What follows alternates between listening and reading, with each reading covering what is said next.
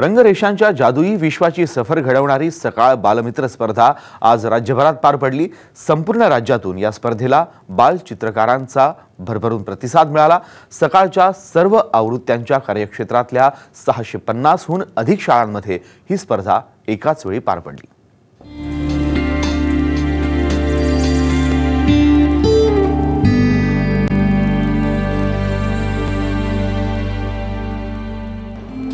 बालकुमार वयातला भावविश्व कुंचलातून साकारण्याची संधी देणारी सकाळ बालमित्र चित्रकला स्पर्धा आज महाराष्ट्र आणि गोव्यातल्या 650 केंद्रांवर पार पडली।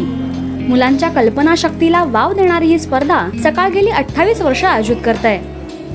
पुण्यातल्या वेगवेगळ्या केंद्रांवर या स्पर्धेला बालचित्रकारांचा भरभरून प्रतिसाद मिळाला।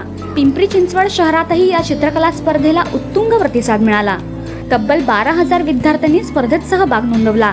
या स्पर्धेचं वैशिष्ट्य म्हणजे स्पर्धेत अपंग, मतिमंद आणि शारीरिक आणि मानसिक दृष्ट्या विकलांग अशा 100हून अधिक विद्यार्थ्यांनी या स्पर्धेत सहभाग नोंदवला। आपण काढलेलं चित्र अगदी तेवढ्याच निरागसतेने वर्णन करून सांगताना मुलांना शब्दही अपुरे पडत होते।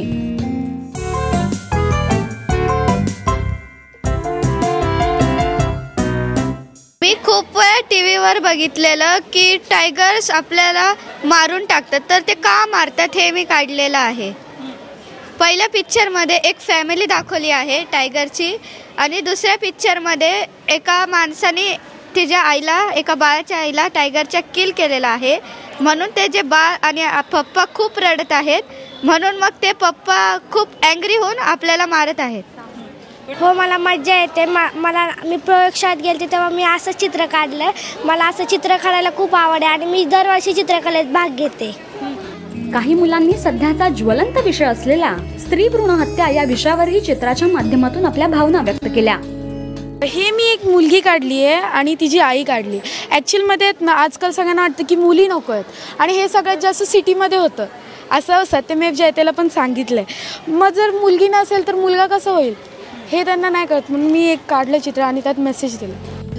मुंबईतील जोगेश्वरीतल्या बालविकास विद्या मंदिरात 2 सत्रांत जवळपास 2500 मुलांनी या स्पर्धेत भाग घेतला। एरवी रविवारच्या सुन्या असणाऱ्या शाळा आज मुलांच्या उत्साहाने आणि रंगीबेरंगी चित्रांनी फुलून गेल्या होत्या।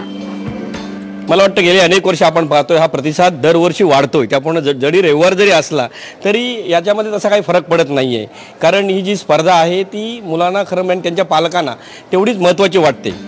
तर ठाण्यातल्या कळव्यात सहकार विद्यालयामध्ये सकाळपासूनच वेगवेगळ्या गटातल्या विद्यार्थ्यांनी स्पर्धेमध्ये सहभागी होण्याकरता पालकांसमवेत एकच गर्दी केली। चंद्रपुरातील या स्पर्धेला मोठा प्रतिसाद मिळाला। बेटी बचाव या विषयाला धरून इथल्या मुलींनी चित्रांच्या माध्यमातून त्यांचे विचार व्यक्त केले।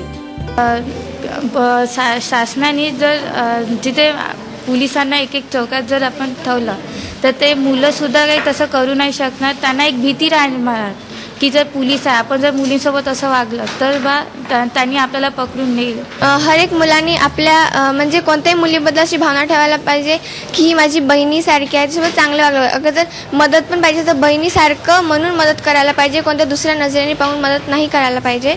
अहमदनगर जिल्ह्यातल्या 52 केंद्रांवर 23,798 विद्यार्थ्यांनी या स्पर्धेत सहभाग नोंदवला। सकाळ समूहातर्फे नेहमीच अनेक चांगले उपक्रम राबवले जातात, त्यातीलच हा एक बाल चित्रकला स्पर्धा हा उपक्रम आहे, आणि आज अहमदनगर एज्युकेशन सोसायटीच्या प्रांगणात हा उपक्रम होत आहे। याला अतिशय चांगला प्रतिसाद आहे। दरम्यान ही चित्रकला स्पर्धा नाशिकातही चांगलीच रंगली। शहरात एकूण 27 केंद्रांवर ही स्पर्धा पार पडली, तर नाशिक जिल्ह्यात 63 केंद्रांवर ही स्पर्धा पार पडली। याच्यात सेफ टायगर म्हणून याच्यात भाग घेतला आहे मी, कारण का वाघांची आता स्पीसीज खूप कमी होत आहे, तर त्यांना जीवत राहायला आपल्याला वाघांना मारायला नाही पाहिजे, त्याच्यामुळे त्यात पार्ट घेतला आहे मी आणि त्यात मला जिंकायचं। तर या चित्रकला स्पर्धेला मराठवाड्यातही उत्स्फूर्त प्रतिसाद मिळाला। मराठवाड्यातील 8 जिल्ह्यांमध्ये तब्बल 111 केंद्रांमधून जवळपास 70,000 विद्यार्थ्यांनी या स्पर्धेत सहभाग घेतला। यामध्ये एकट्या औरंगाबाद जिल्ह्यातून सुमारे 19,000 मुलांनी चित्रांच्या माध्यमातून त्यांचं भावविश्व व्यक्त केलं। या स्पर्धेचा निकाल मार्चमध्ये लागणार असून त्यानंतर विभागीय आणि राज्य पातळीवरील विजेत्या स्पर्धकांचा पारितोषिक वितरण समारंभ आणि त्यांच्या चित्रांचं प्रदर्शन पुण्यात भरवण्यात येणार आहे। ब्युरो रिपोर्ट साम टीव्ही।